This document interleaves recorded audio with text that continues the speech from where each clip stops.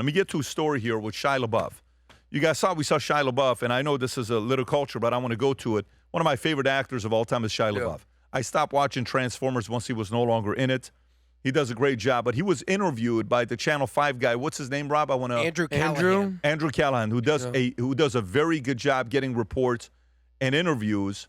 Here is this the one where he's talking about he's afraid of people? Yes. So this is the reason behind his arrest, guys. Just brace for impact because he's very raw here. Go ahead, Rob. But I'll be honest with you, big gay people are scary to me. Didn't see that one coming. When I'm like standing by myself and 3 gay dudes are next to me touching my leg, I get scared. I'm sorry. If that's homophobic, then I'm that. Yeah. Does that happen a lot? No, it just happened one time. Recently? Well, that's why I got arrested. Oh, okay. Yeah. So you were sort of being groped and surrounded. I'm not gonna say that because my lawyer said, "Oh, dude, It's okay. It's okay. It's okay. We can no, back up. I am wrong for touching anyone ever, and that's the end of my statement on this whole shit." Sounds good. Cool. Cool. Vinny, Well, I mean, listen. have you seen the rest of the I clip? saw the Some of the stuff he says is wild. Yeah, it's wild. Is wild. But again, this is his point. His lawyer said don't say anything. We have to kind of take his word for it. But he also opened up about a very dark period about his life. He admitted that he struggled with suicidal thoughts. He said he had a gun in his mouth at one point, and that the reason he didn't pull the trigger, according to him, was the love for his mother, which you guys all know. I can understand that. I've never been there, but I can only imagine. Can you play that clip, Rob? Is this it? No, this one, Pat, is, and mind you, his mother's Jewish. His father, I believe, was Catholic. So if your mother's Jewish, you're Jewish. He's a Catholic. And what he said about Jesus, he asked him. I sent you the clip, Rob. He asked him, Pat, he goes, what would you do if you stood in front of Jesus? What would you say? Here's what he had to say. And this is what he would say about if he saw Jesus Christ, what he would do. What would you say to Jesus if you could meet him? I wouldn't say shit. Really? Nah. But I'd kiss him. I'd kiss him. I'd kiss his feet. No one say nothing.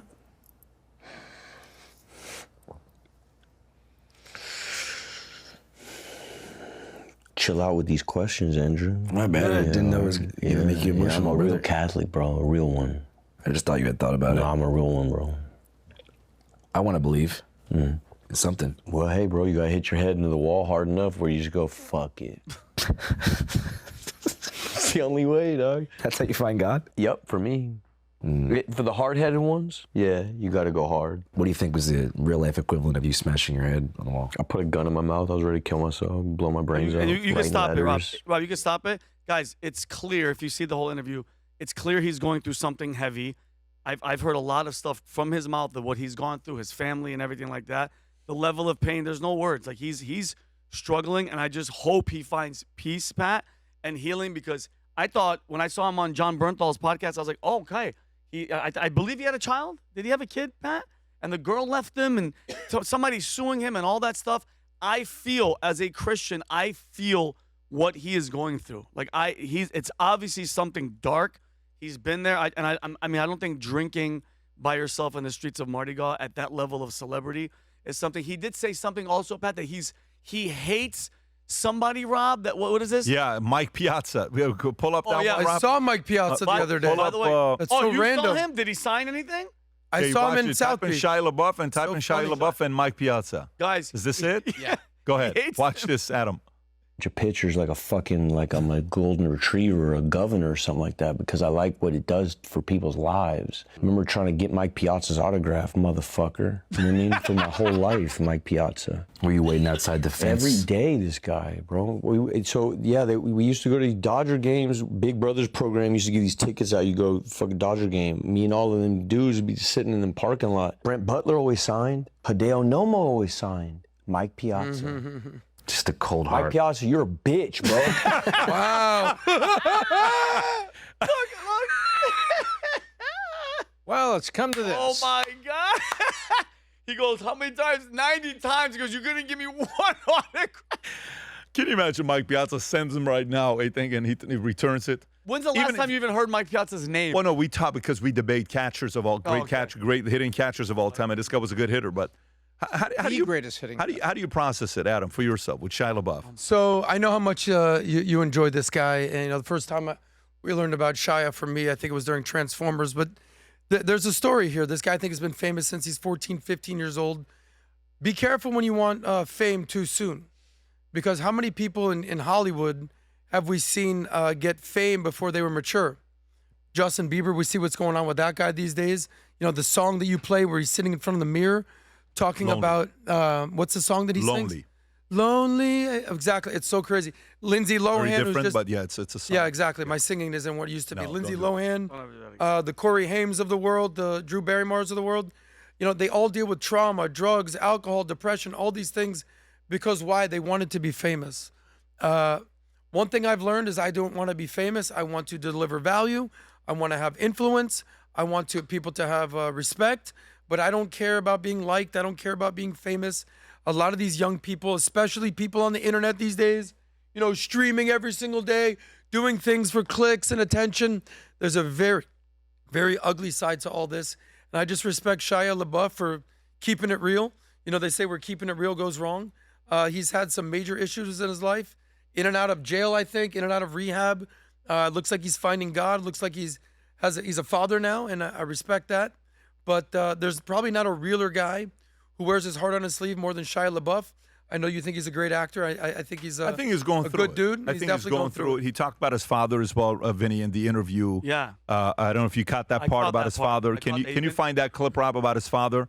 Yeah, it's a messed up head. And like you said, talent, artistic, from Yeah. and Fury and all the movies, but there's something clearly going on, and I just pray that he gets. He needs help. He's been in AA. He said all these people's phone numbers in his phone. John AA, Mike AA, this AA. It's all AA. AA, Ron. And I just PBD, don't- can I ask you? Yeah. This is the umpteenth time you mentioned Shia LaBeouf. Yep. You don't have a lot of love for Hollywood or Hollywood actors. Yeah. Why do you feel so strongly for Shia LaBeouf? I lost a friend like Shia LaBeouf. We should never lost him. And he had issues. He had issues with his family. He had issues with a lot of things that he was going through as a kid. And probably one of my favorite guys to hang out with. Really? Hands down, one of my favorite guys to hang out with. I love him and miss him till today. Armin Arakelian. And they had a lot of similar mannerisms that he would go through. He had a hard time giving up a few things that he was on, and alcohol and a few other things that he was dealing with. But they give me similar vibes. And Armin was not like a famous person. It was just a very famous person in my life because I loved him. But you see the pain young men, young boys go through, and that shapes how they become grown men. And part of it is somebody could have gone hold of them to give them better direction. But honestly, 80% of it when you become an adult is on you. You got to make the decision to make better choices. And it's not an easy thing to do. You got to change your environment. You got to, he knows it. The way he's speaking, you know what I love about the way he's speaking? What's that? He's speaking in a way that you can't give him advice. You know what I mean when I'm saying you can't give him advice? Like, he's speaking like, no, but man, like, he's conflicted because he knows what he needs to do, but he's not doing it. Yeah. He's heard the best advice from the most celebrated doctors, famous, anybody that's known for being the right person to give him advice. Hollywood actors, celebrities, directors, business people. Who does he not have access to? Pastors, everybody. Right. And he knows at the end of the day, nobody can save you except his faith and you. There's a part of it that you got to make the choices. A man named Greg back in the days would always say, pray like it's up to God, but, work like it's up to you. Mm-hmm. You can say change like it's up to you. Make decisions like it's up to you. Some people pray too much and rely just on a miracle to happen, but a part of it is you. Rob, are you able to find that clip, or is it still streaming and it's not going to show it up? I found the part where he talks about his father going to AA. I don't know if that's the part you were looking for. No, it's another one, but it's okay. I just think it was a very good. Is this the one where he and his dad are going to AA together? He talks about growing up in AA with his dad. Yeah, let me see this clip. Go for it. My dad grew up in the room. I learned how to smoke cigarettes in AA rooms. My dad was in AA when I was, before I ever got on. My dad was a junkie my whole life, so then, and God bless him, the fool ain't no more. For real. Yeah. He's clean, I'm not. G shit, bro. Wow. G shit. Go ahead, Dad. What do you think has been like behind your decision to get sober every now and again? Usually, I've been forced to get sober by the court system usually, and then women get scared, you know, so then you gotta stay sober for the girl. So you feel like most of your decision to like lay off the drinks was external factors? Yeah, the business, the job, holding on to the career, holding on to the girl, holding on to family. You can pause it. But again, to me, I know I grew up with guys like him, you know. But he wasn't, you know, those guys didn't become famous. The movie with his dad, Honey Boy. We've talked about this many times. It's on Amazon. If you've never seen it, if you subscribe to Amazon, it kind of tells you the upbringing of how we grew up. And then later on, he said, "No, it's not true." Yes, it is true. I've heard so many things about the different stories, but I just like him a lot as a character. I'll just say one thing. You know, I've never seen a Shia LaBeouf movie. I saw little pieces of Transformer. I've never seen one movie, not one. Watch Fury. And but I've watched hours of him doing podcasts. The thing with Callaghan now. What's the one with John Bernthal? Yes. You can't help but want to root for this guy. You can't help but realize that Hollywood has chewed him up and spit him out. And you said the correct thing. This is on him. He's probably dealt with all the advisors, all the people, but at the end of the day, this is on him. No, nothing. Why he seems so conflicted. No, you can't. Listen, get into a better environment. Get into a better environment.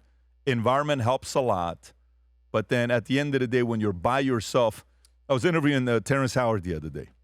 And let me tell you, I haven't laughed this hard in a long time. This was a very different kind of an interview. We didn't talk anything about math and stuff like that. But he said, you know, funniest, I don't even know how to say this. You might not even be I may not even be able to say it. I think you have to when see. you said I fell on the floor. When's the interview coming out? I don't know when the interview's coming out. Thursday. But, Thursday. He talked about how he struggles with porn till today. And the things we were talking about, so even today, he said he's 56, 57 years old. Even today, he knows what it is. And it's like, listen, he was in Czechoslovakia 25 years old. He begged the hotel to get rid of the TV.